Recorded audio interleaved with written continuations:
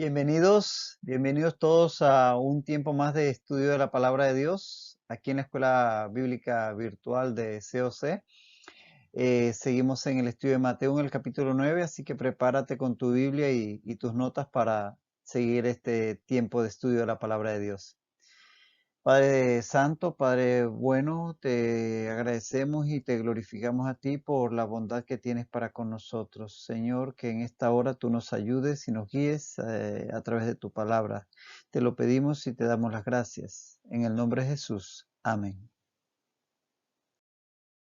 Habíamos quedado en este pasaje de Mateo 9, del 18 al 26, ya habíamos comenzado a revisarlo y advertíamos que en realidad en este pasaje Mateo resume bastante y que es muy conveniente que lo estudiemos, si siempre es recomendable hacerlo, este en especial, teniendo a un lado los paralelos de Marcos y Lucas que ya dimos en la lección pasada. Ya habíamos visto cómo Jesús es buscado por Jairo, el principal de la sinagoga. Él se levanta y va con Jairo hacia su casa para sanar a su hija, finalmente resucitarla.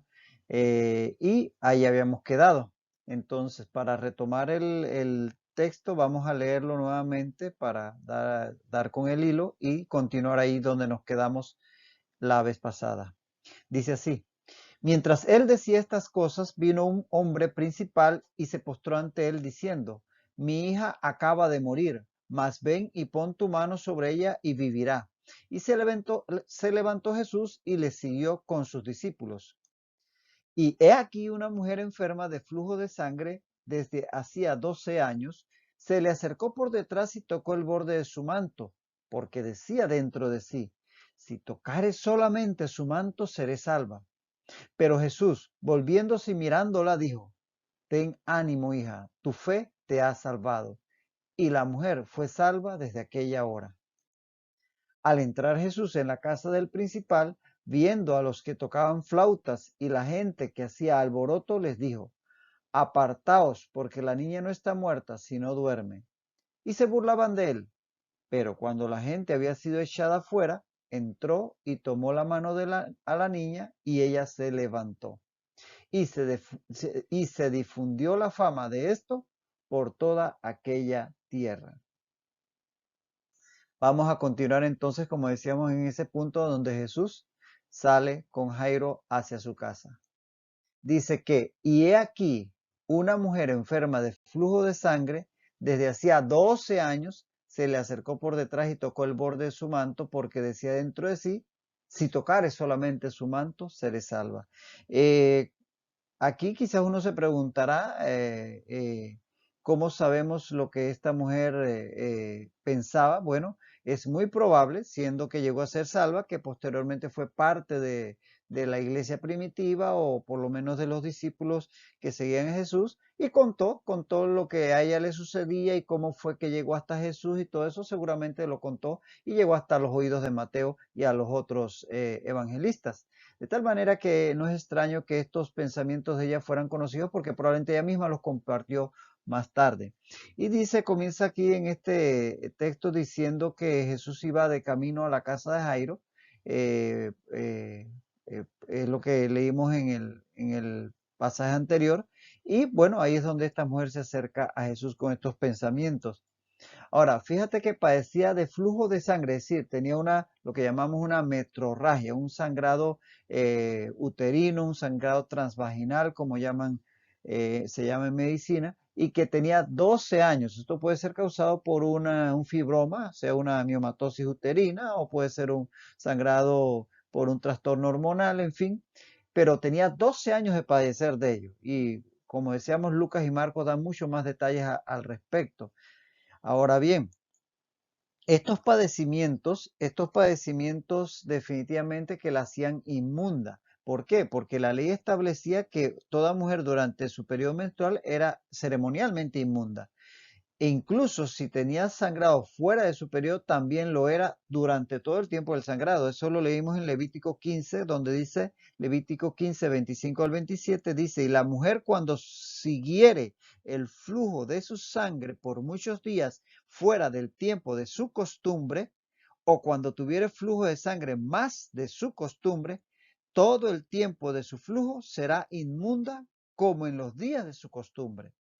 En el 26 dice, y todo mueble sobre que se sentare será inmundo. Y en el 27, cualquiera que tocare esas cosas será inmundo. Es decir, que no solamente se consideraba inmunda a la mujer, es decir, que no era, estaba en una condición que no podía participar de las ceremonias tradicionales en Israel, sino que todo lo que ella tocaba y aquí aquellos quienes ella tocaba o que eran tocados por ella. De tal manera que esto la hacía ceremonialmente inmunda según la ley.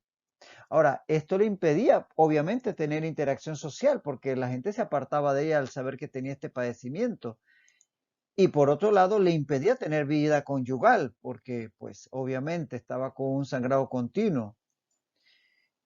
Además, si estaba perdiendo sangre de forma continua, aunque fuera en pequeñas cantidades, por 12 años, seguramente esta mujer manejaba una anemia de moderada a severa, no sabemos, pero seguramente tenía una hemoglobina muy baja y eso seguramente la debilitaba. Así que era una mujer que estaba sufriendo bastante, ciertamente. Sufría desde el punto de vista espiritual porque no podía tener interacción con todo el tema de su fe, no podía congregarse, etcétera, asistir al templo, tenía un sufrimiento social porque no podía interactuar con otras personas. A nivel familiar, si estaba casada, era una situación, quizás hasta su esposo la pudo haber dejado, y además físicamente. O sea, era una mujer que estaba padeciendo mucho.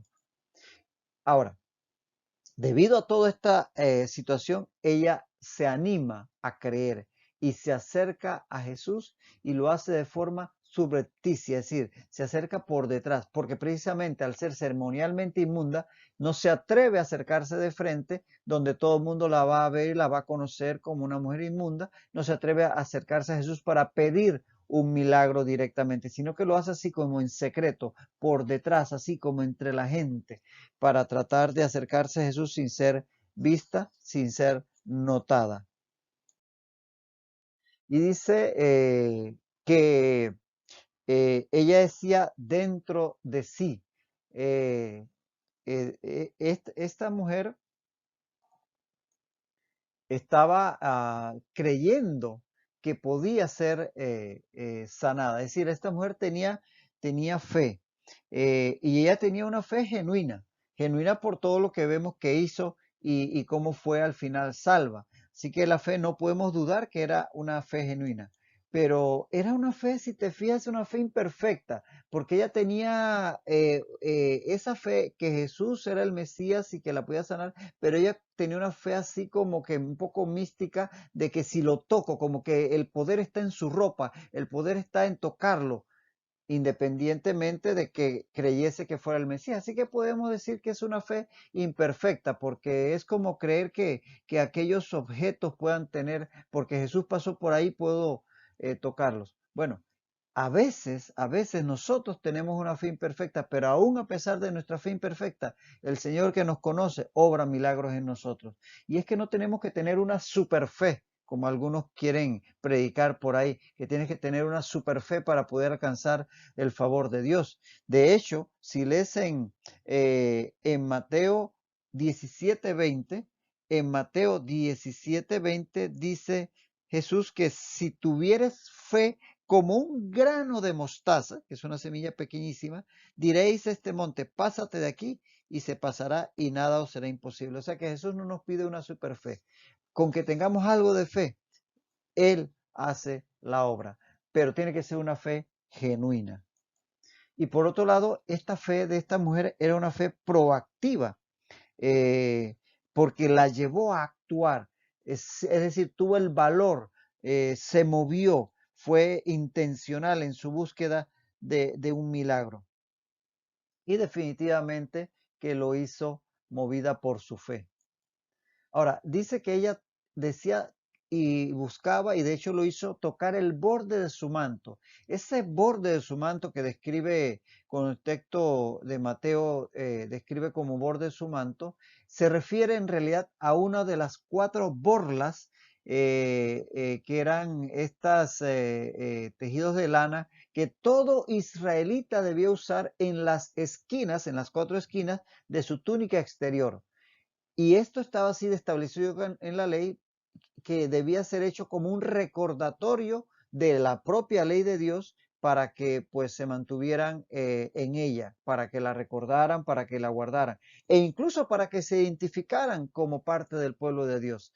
Leemos, por ejemplo, en Números capítulo 15, en el versículo 37, en Números 15, versículo 37 dice, en capítulo 15, 37, que se hagan franjas en los bordes de sus vestidos y pongan en cada franja de los bordes un cordón azul. Y en el 39 dice, y os servirá de franja para que cuando lo veáis os acordéis de todos los mandamientos de Jehová. Es decir, que eso debía hacerlo todo israelita. Incluso en Deuteronomio 22, 12 lo repite. De tal manera que estas borlas eran una especie de recordatorio para todo israelita, y es a eso lo que se refiere Mateo cuando habla de el borde de su manto, las borlas. Estas borlas se dice que los israelitas las siguieron usando, los judíos, eh, hasta la actualidad, pero que en los tiempos de gran persecución las usaban en la ropa interior para que pues precisamente evitar ser perseguidos al ser reconocidos como judíos por sus perseguidores. Y en la actualidad los judíos más ortodoxos, más religiosos, las usan en los bordes de su chal, el chal que usan para orar. Habrás visto, por ejemplo, frente al muro de los lamentos, esas imágenes que se ven a veces en documentales, como estos judíos más religiosos, incluso los rabinos, llevan un shal. Bueno, en las esquinas de ese shal llevan estas borlas en la actualidad. A eso es lo que se refería el borde de su manto. Y dice, pero Jesús, volviéndose y mirándola, dijo, ten ánimo, hija, tu fe te ha salvado.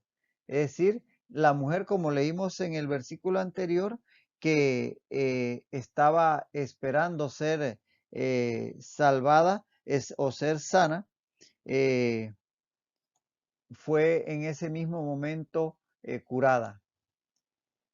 Jesús percibió lo sucedido. Eso lo vemos por Marcos 5:30, que dice que percibió que poder salió de él y por eso pudo en ese momento buscar a la mujer que le había tocado y la identificó. Ah, según Mateo 5:30, Jesús percibió ese poder.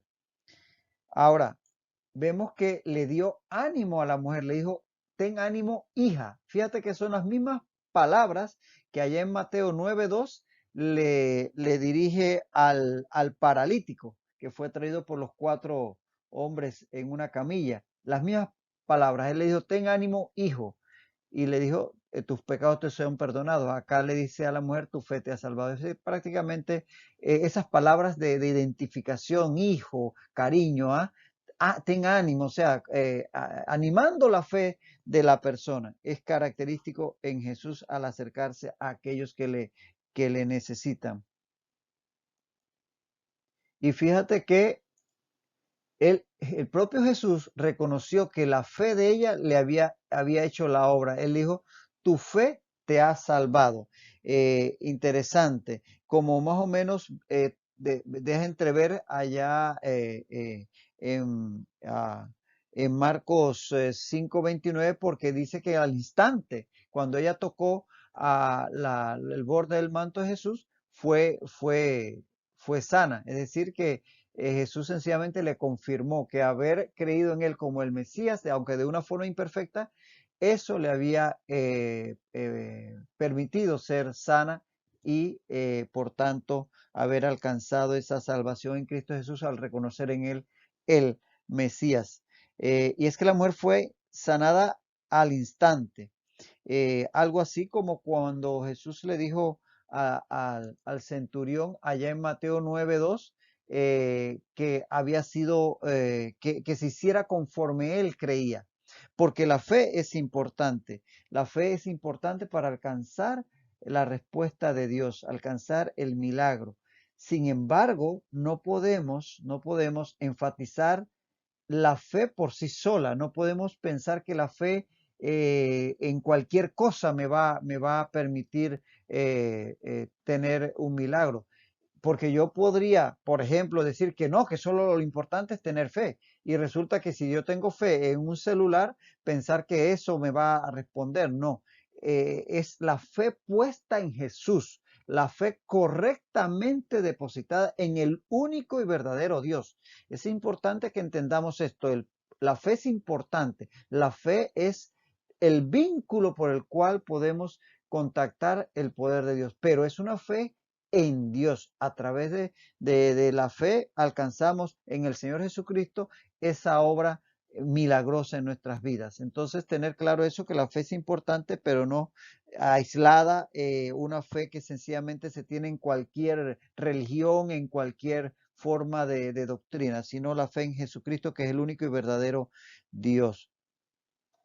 Así que aquí vemos que esta mujer definitivamente fue sanada, y el que Jesús la declarara salva y sana obviamente de su enfermedad, estaba haciendo público que ella ya era limpia de esta condición que la hacía inmunda. Eso la estaba restaurando ante la sociedad, ante la comunidad judía. De tal manera que Jesús, no solamente al hacer esto, no solamente la está sanando, sino que la está restaurando, porque Dios restaura, no solamente nos sana físicamente, no solamente responde a nuestra necesidad física, sino que también nos restaura ante la comunidad, ante la sociedad.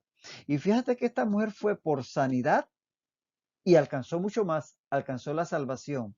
Y obviamente la salvación era mucho más importante que cualquier sanidad, ya eso lo hemos dicho anteriormente.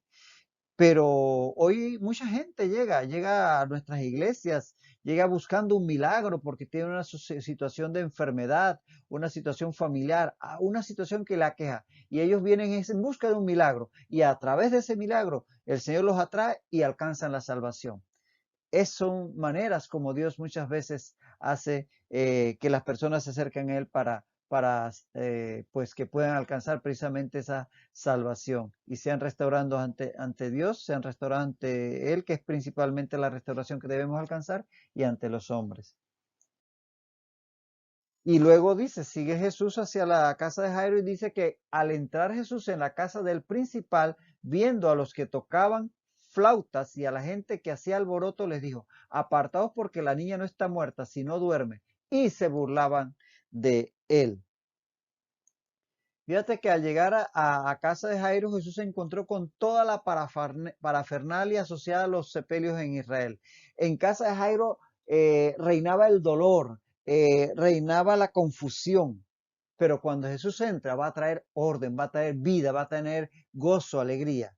Y así es cuando entra Él en nuestras vidas. En nuestras vidas antes de Jesucristo había falta de propósito, no había paz, había muchas veces desorden, había dolor muchas veces. Pero cuando Jesús entra en nuestras vidas, trae orden, trae paz, trae gozo. A pesar de que las circunstancias externas sean las mismas, Él en nosotros trae paz, gozo, orden, propósito. Así ocurrió en la casa de Jairo cuando Él entró.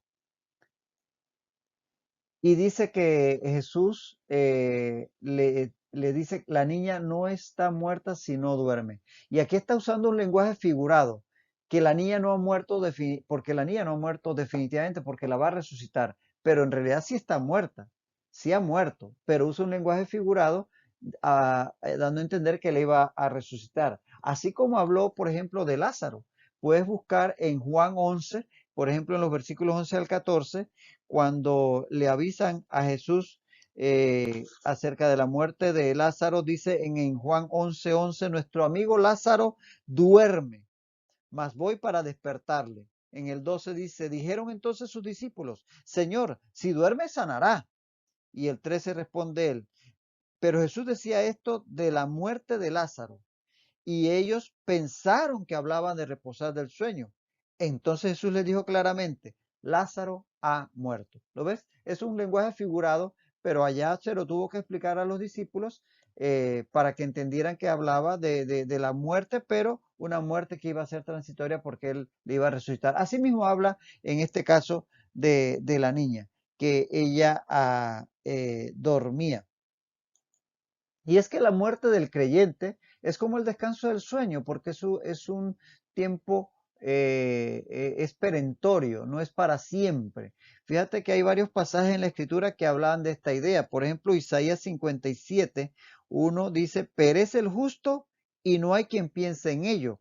Y dice el 2, entrará en la paz, descansarán en sus lechos todos los que andan delante de Dios. Es como un tiempo de reposo delante de Dios. En Primera Tesalonicenses 4:14 dice, también traerá Jesús con, perdón, también traerá Dios con Jesús a los que durmieron en él. Usa el término dormir ahí la escritura porque es un tiempo sencillamente, no es para siempre la muerte del creyente, sino que es un descanso temporal.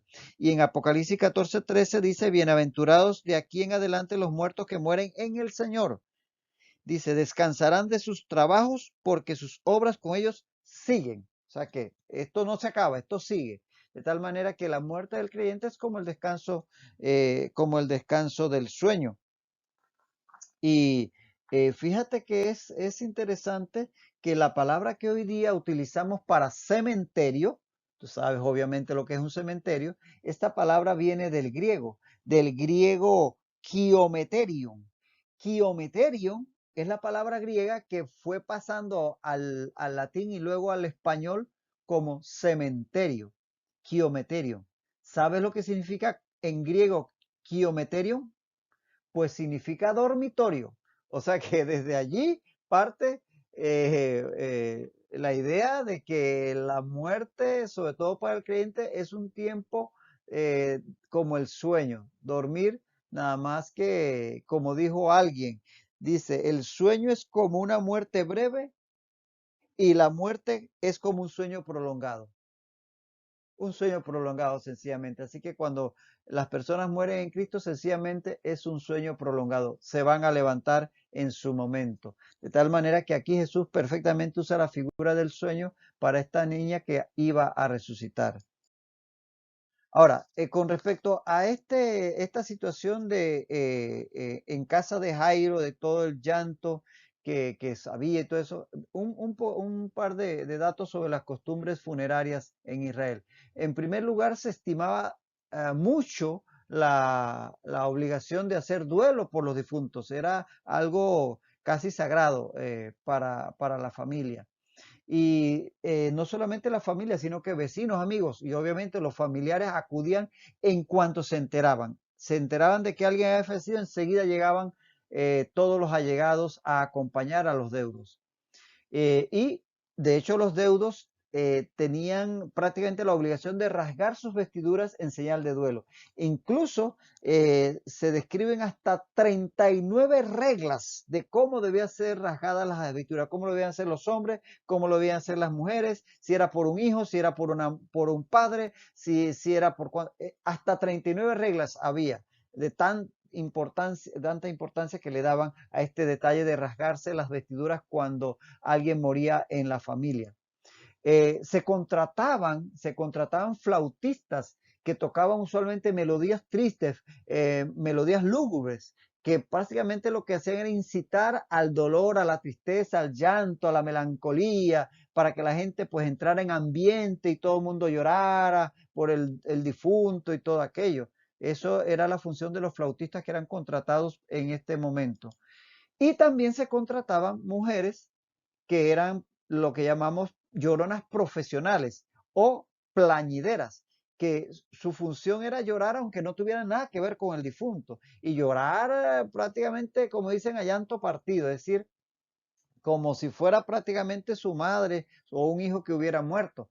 Y la función era que, y sobre todo, se daba el que ellas lloraran más alto cuando alguien entraba a la casa del difunto y así esa persona que recién entraba, ya fuera un familiar o un conocido, al oír tanto grito y tanto llantos, le era más fácil también unirse con expresiones de dolor y llanto y todo aquello. Era como poner el ambiente aquel. Y por otro lado, saber que la sepultura en Israel se realizaba lo antes posible, generalmente el mismo día, el mismo día. Esta era la costumbre en Israel en cuanto a los funerales. Y esto es lo que estaba ocurriendo en casa de Jairo. Y cuando dice que al entrar Jesús, viendo los que tocaban flauta y la gente hacía, dijo, apartaos porque la niña no está muerta, sino duerme, dice que se burlaban de él. Ellos se burlaron de Jesús, eh, primero porque no comprendieron lo que Jesús quiso decir. Es decir, ellos pensaban que literalmente Jesús estaba hablando de que la niña estaba sencillamente dormida. Como quien dice, tú no tienes ni idea de lo que estás hablando. Pero es que muchas veces Jesús usaba a propósito un lenguaje que confundía a los oyentes que no creían en él. Fíjate cómo en Mateo 13, 10 al 12, eso es tanto así que los discípulos llegan a preguntarle a Jesús en Mateo 13, 10, en Mateo 13, 10 al 13. Dice en Mateo 13, 10, los discípulos le dijeron, ¿por qué les hablas por parábolas? Y él les respondió, porque a vosotros os es dado saber los misterios del reino de los cielos, mas a ellos no les es dado. Porque a cualquiera que tiene, se le dará y tendrá más, pero al que no tiene, aún lo que tiene, le será quitado.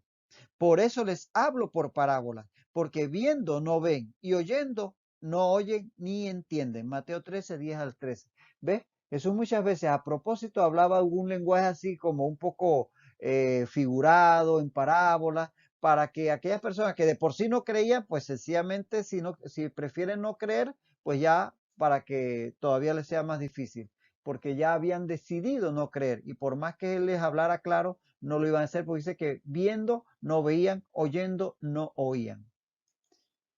Y evidentemente, al ellos burlarse pensando que Jesús decía que la niña estaba literalmente dormida, demuestran que de verdad estaba muerta, porque si ellos, cuando Jesús dice que ella duerme, hubieran creído que de verdad ella no estaba muerta, hubieran dicho, ah, bueno, entonces que nos confundimos, entonces que en realidad no está, pero están tan seguros de que la niña estaba muerta porque de verdad estaba muerta, que entonces se burlan. Entonces la burla de ellos ratifica que de verdad el milagro que Jesús va a hacer es verdadero. No como algunos han pensado que era que la niña tenía una catalepsia, una de esas convulsiones que las deja inconsciente que parece que estuviera muerta. No, Jesús sabía que la niña había muerto. La niña verdaderamente había muerto, por lo tanto verdaderamente la resucitó. Y prueba de ellos es que estas personas se llegaron a burlar porque sabían que la niña verdaderamente estaba muerta y se burlaban porque pensaban que Jesús no había comprendido eso y por eso decía que estaba dormida. Ahora, el que estas personas tan fácilmente pasaran de los gritos y el llanto y el dolor a la burla, a burlarse de Jesús, jajaja, mira tú, ni sabes que está muerta el pobre.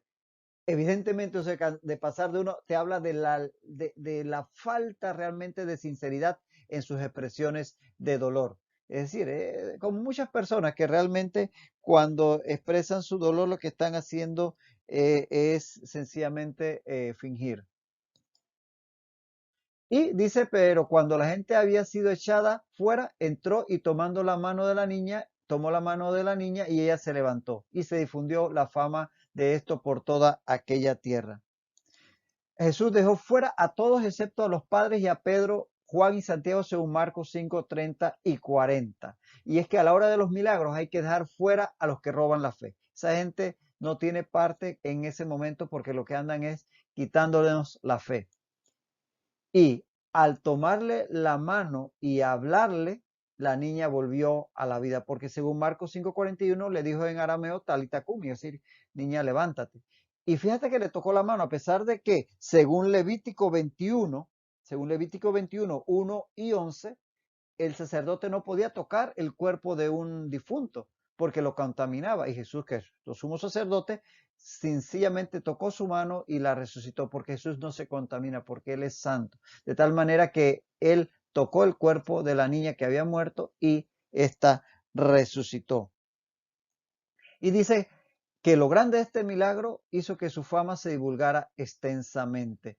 Y definitivamente que era un milagro muy grande. Y curiosamente, esta es la única resurrección que Jesús hizo durante su ministerio que es narrada por Mateo. Mateo no narra ni la resurrección de Lázaro, ni del hijo de la viuda de Naín, ni ninguna otra que pudiera haber ocurrido de parte de Jesús. Solamente es esta la única que él narra. Pero esto llevó a que la fama de Jesús se extendiera. Y bueno, vamos a detenernos en este punto porque definitivamente el tiempo ha transcurrido, así que hasta la próxima vez, que el Señor te siga bendiciendo rica y abundantemente.